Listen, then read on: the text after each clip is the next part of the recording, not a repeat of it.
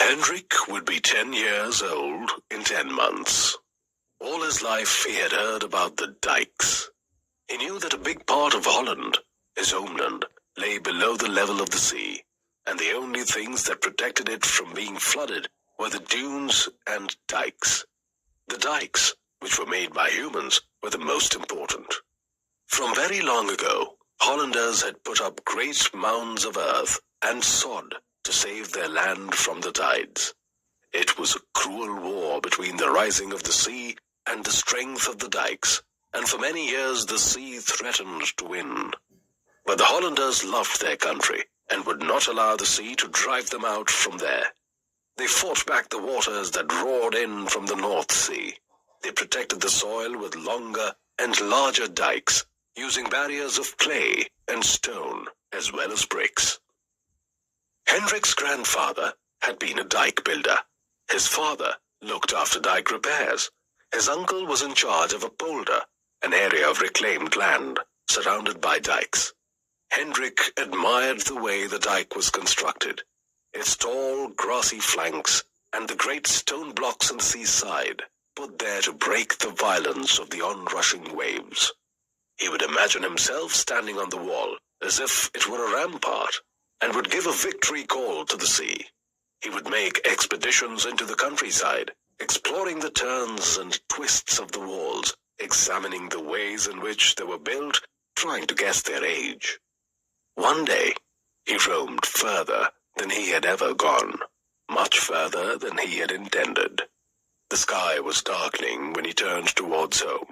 There was no time to watch anything except the shady, unfamiliar road.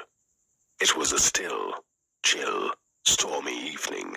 The birds had gone to their nests. There was no sound in the air except Hendrik listened intently. He did not want to believe what he heard, but he knew only too well what it was. It was the sound of water. Nothing much, only a trickle, but Hendrik knew what it would mean. He knew that the trickle would soon become a gurgle. Then there would be a gush, followed by a rush, and then a roar, and the North Sea would sweep in. For a moment, he stood bewildered. It was growing dark, hard to see, harder to locate a small leak in the dike. Finally, he found it, a few feet from the ground. He could reach it. It was, as he suspected, a small leak, small enough to be stopped with one finger. At first, he was not worried. He even felt a little heroic, elated to see that the finger of one small boy could hold the mighty waters in check. Besides, he thought, it would not be long. Someone was sure to pass by, see what was happening, and get people to repair the damage. But the stillness continued. Stillness and loneliness. As the night came on, Hendrik grew colder. His hand pained him. There were cramps in his arm. Soon his entire side felt numb. He could not tell how long he had hunched there. Hours seemed to pass. He called and cried, but there was no answer. No help came. The pain frightened him, but he could not take his finger from the dike. The air was freezing. He was afraid he would drop from fatigue. He stamped his feet to stamp out the cold. He rubbed his still arm with the fingers of his other hand to keep the blood flowing. He was dizzy. Pain stabbed every part of his body, but he would not remove his finger from the dike. It was almost dawn when he saw the man with the lantern in his hand.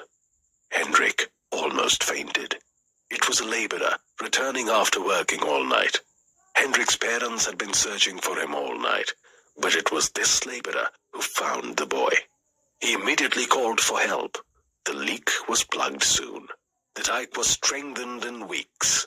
A great part of Holland was saved.